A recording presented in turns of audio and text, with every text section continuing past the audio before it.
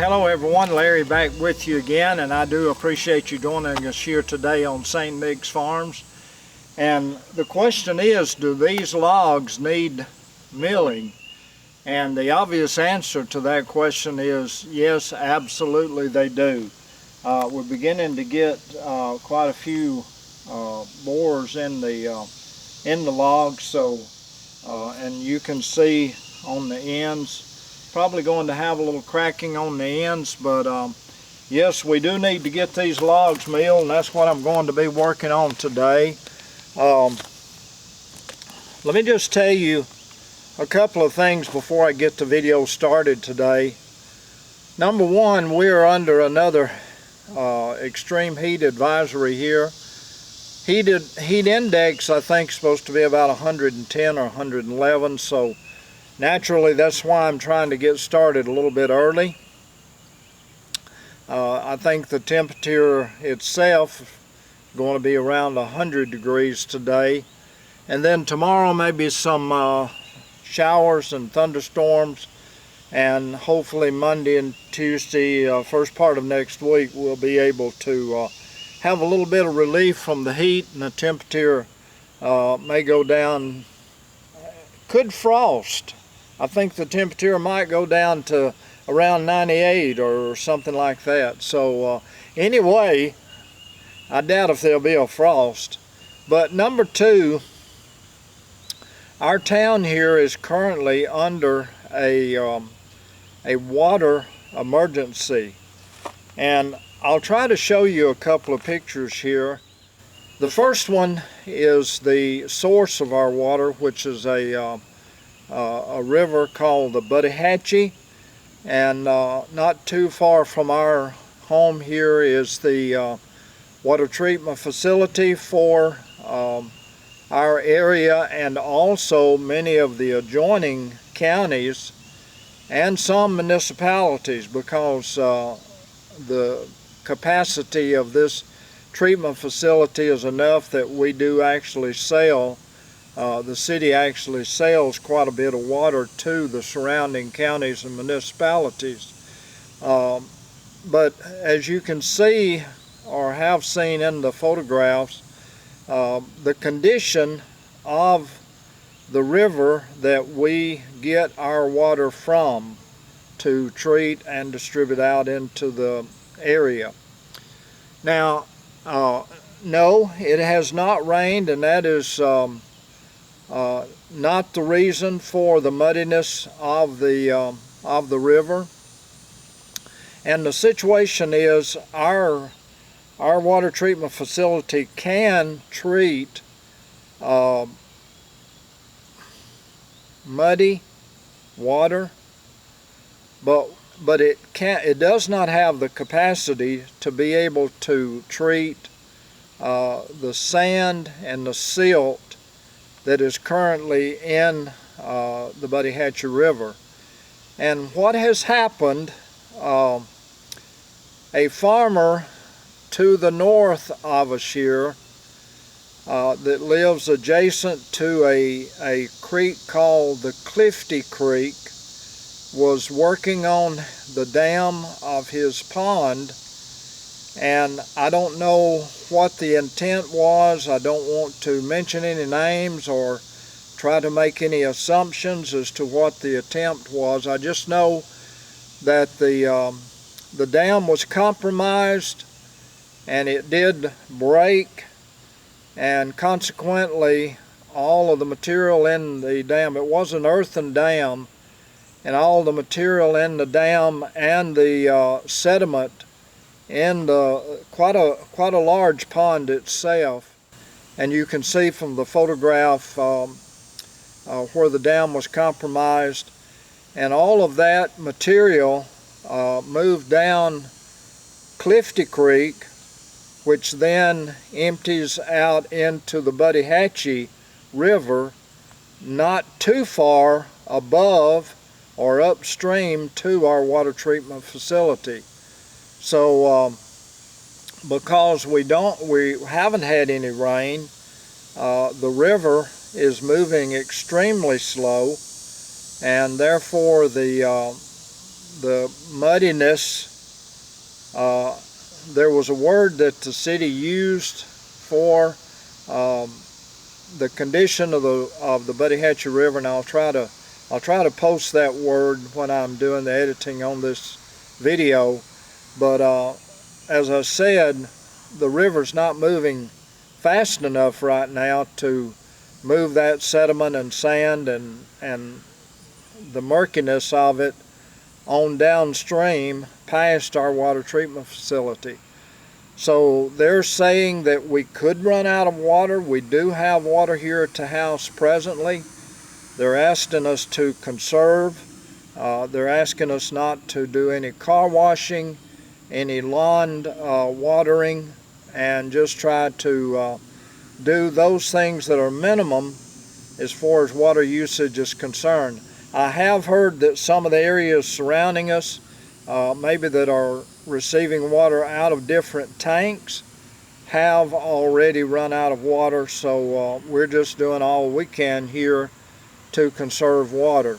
So that's kind of what we're working on, or what we're working through, and both the heat and the water situation. So I've come out here early.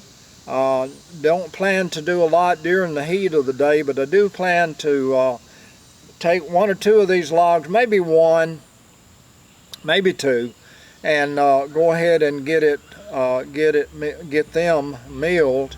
Probably just going to do some 2x4s and 2x6s and have those stored so that they can be drying for some future project. So that's what we're working on today. Just as soon as we have the intro, we'll get started. Thank you again for joining us. We'll be right back.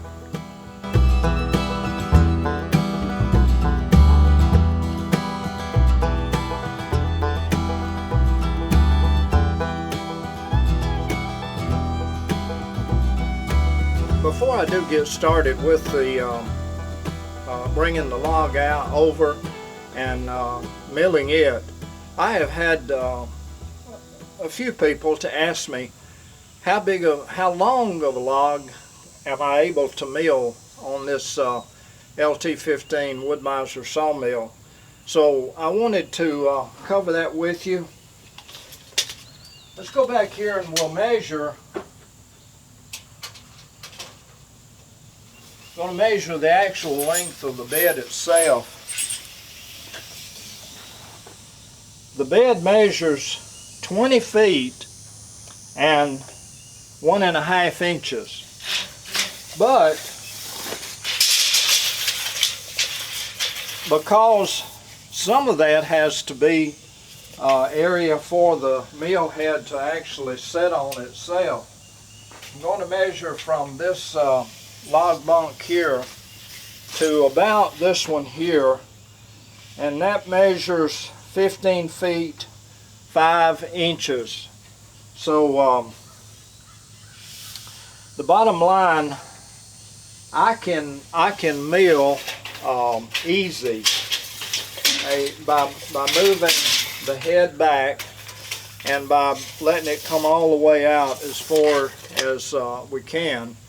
I can easily mill a 16-foot log. Now, by shifting around and moving, I guess you could move one a little bit longer, but 16 foot is basically all I can handle as far as rolling the log as I'm milling it. That third log there on the stack on the top, starting at the bottom, and 1, 2, 3. That is a 16-foot log, and let me just measure it right quick. The diameter on this end here is 15 inches.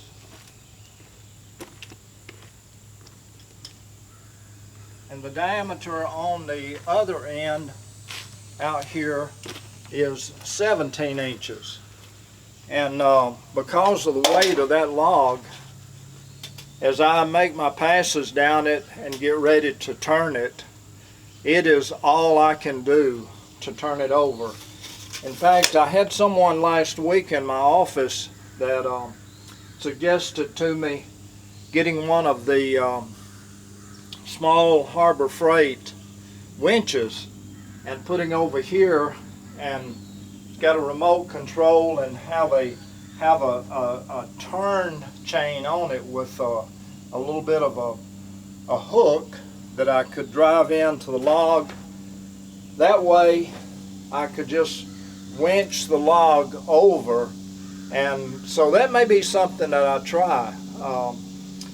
You can get those little winches for about $100 bucks, and so I may try that, because those bigger 16-foot logs. In fact, this one here,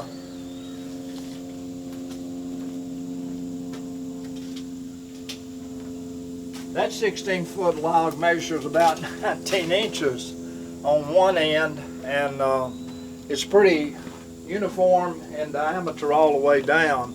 So, you know, 19 to 20 inches on both ends, and that would really be a tough log for me to handle. So that maybe answers the question about how big of a log I can mill on this LT-15.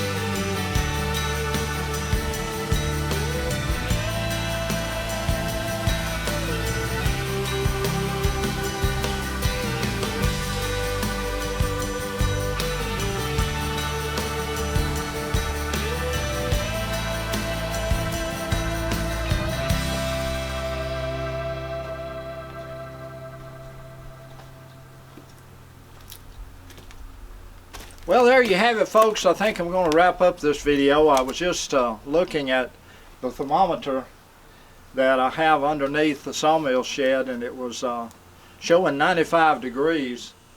And with the humidity, probably the heat index is well over 100. So I'd planned to do a couple of logs, but I think I'm going in. Thank you so much for joining us. Oh, by the way, I am going to go ahead and take these up to the greenhouse, get them stickered, and so they can start drying for any project that I might have coming up. But again, thank you for joining us. I hope that the temperature gets down a little bit so that we can mill some more. And I hope also that our water situation gets resolved. We're currently receiving water just out of the tanks that we got around over the area. It seems like there's 11 or 13 tanks around over the area.